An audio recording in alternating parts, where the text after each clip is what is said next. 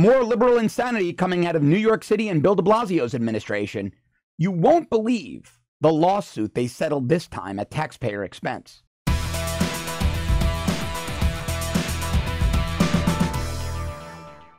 Seldom does a day go by when the insanely far-left Bill de Blasio administration in New York City doesn't do something that both frustrates and infuriates me.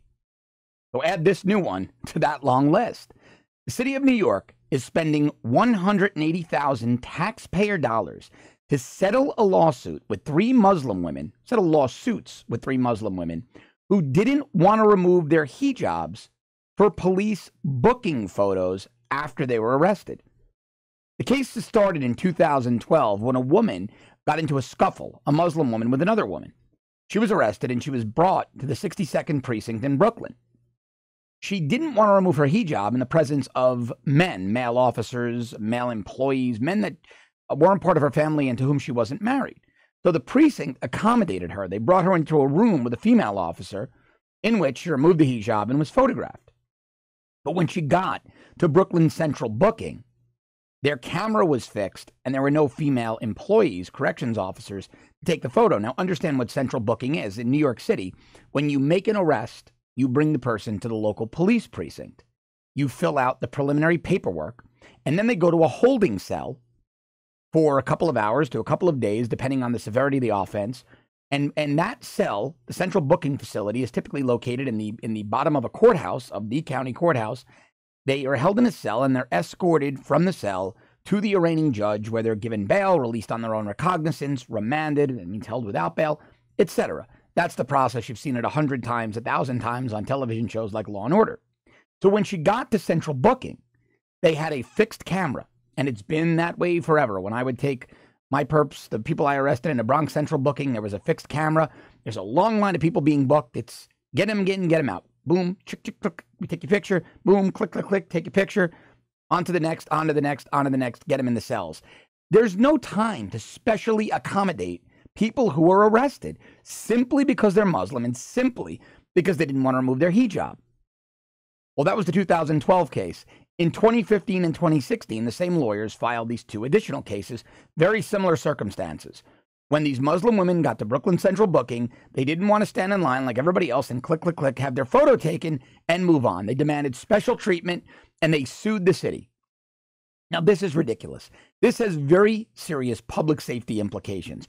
People look very different, very, very different with dramatic head coverage than they do without.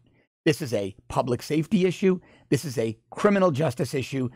And let's say it, this could be a counterterror identification issue.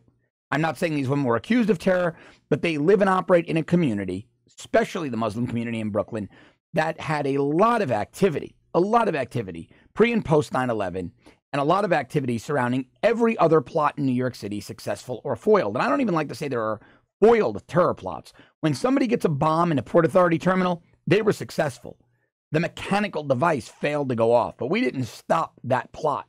It was by the grace of God that their device failed.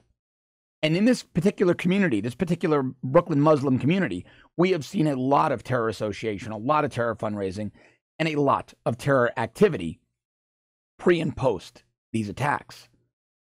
So I don't want people to be able to keep their hijabs on.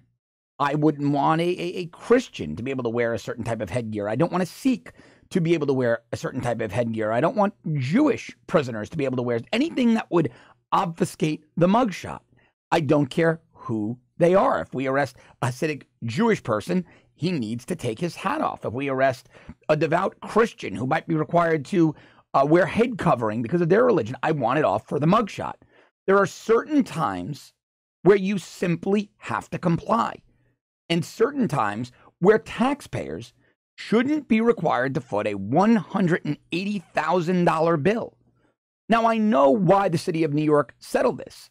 Well, I know why the Corporation Counsel, which is New York City's civil attorney, will say they settled this. But I suspect the motives are far more politically correct. And I'm going to tell you all about what I think those are on my longer 1-hour show, Off the Cuff Declassified, right here on The Rebel. If you like these stories, and they are really interesting, they give us a glimpse inside the mind of progressivism, please subscribe to our premium service at www.therebel.media/shows.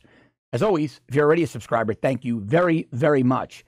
Please don't forget to go to our URL, www.firescottisrael.com, and sign our petition. I'm going to be bringing it to the Broward County Commission, Florida Attorney General Pam Bondi, and Florida Governor Rick Scott, demanding the removal of Sheriff Scott Israel from the helm of the Broward County Sheriff's Department. Also, go to your app store, download the Rebel app, a great way to get all of our content. And as always, thank you so much for watching. I'll be back with you tomorrow.